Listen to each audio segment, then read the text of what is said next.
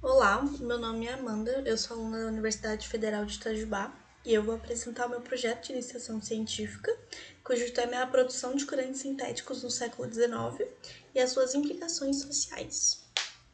Para começar, eu quero falar sobre a história da ciência no ensino. Esse é um ramo da ciência que nos mostra, então, uma perspectiva a respeito da natureza da pesquisa e também de como a ciência foi desenvolvida. Ele tem sido amplamente considerado como adequado para atingir vários propósitos educacionais na formação científica básica.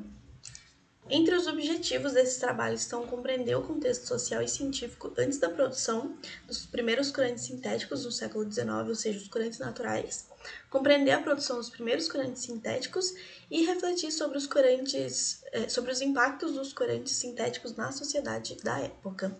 Para começar, falando sobre os corantes naturais, então eles são uma substância que são extraídas de plantas, geralmente, em particular as suas raízes, as suas folhas, etc. Eles também podem ser extraídos de minerais e de animais. Eu trouxe a imagem de um corante azul anil, ele é extraído das raízes de uma planta que se chama anileira. E essa é uma imagem da produção de corante no século XVIII. Os corantes naturais, então, eles foram muito importantes porque até a descoberta dos corantes sintéticos, eles eram a única forma das pessoas utilizarem para atingir os seus tecidos. Eles também utilizavam como acessório pessoal, para decorar objetos, utensílios, etc. Mas o mais importante foi mesmo para atingir os têxteis.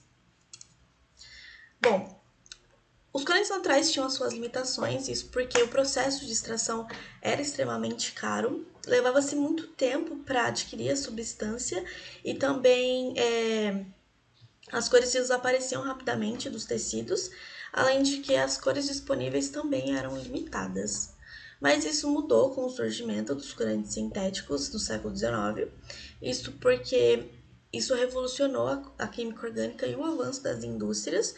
As indústrias firmaram parcerias com as universidades, então isso transformou o desenvolvimento científico em inovações de alto valor comercial. Mas para se falar sobre corantes sintéticos, é importante mencionar William Perkin, que foi o pioneiro do corante sintético, criando a malveína. A malveína, então, ela foi descoberta em 1856, sintetizada por acaso.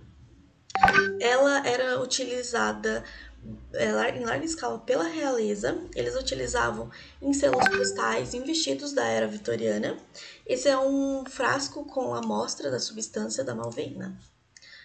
Porém, tanto para o bem quanto para o mal, os impactos foram gerados.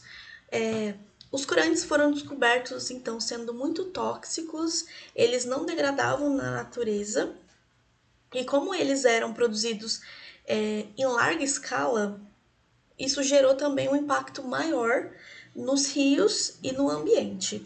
Os corantes de anilina eles foram causadores de envenenamento de várias pessoas que utilizavam as peças de roupas tingidas com ele e também dos alimentos que eram utilizados esses corantes.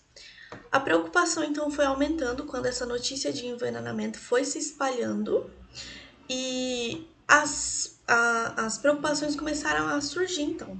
Até a década de 1970, apesar de ter tido um aumento na conscientização, ainda assim não era o suficiente para tratar os rios onde eram descartados os resíduos dos corantes e para fazer com que eles se tornassem inofensivos. Bom, para concluir,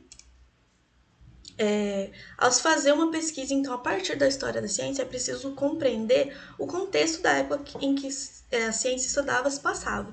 Então, se tratando de corantes naturais, ainda não se tinha muito conhecimento científico e nem recursos naquela época. E os corantes sintéticos, eles foram sim um avanço significativo para a indústria têxtil, porque as peças de roupas que eles tingiam se tornaram baratas e acessíveis para toda a sociedade. Então, voltando na história da ciência, é necessário incentivar a inserção da história da ciência no ensino, porque isso vai trazer um benefício para os alunos, ajudando eles a compreenderem a ciência da maneira mais elaborada e também bem próxima do trabalho desenvolvido pelo cientista. Obrigada pela atenção.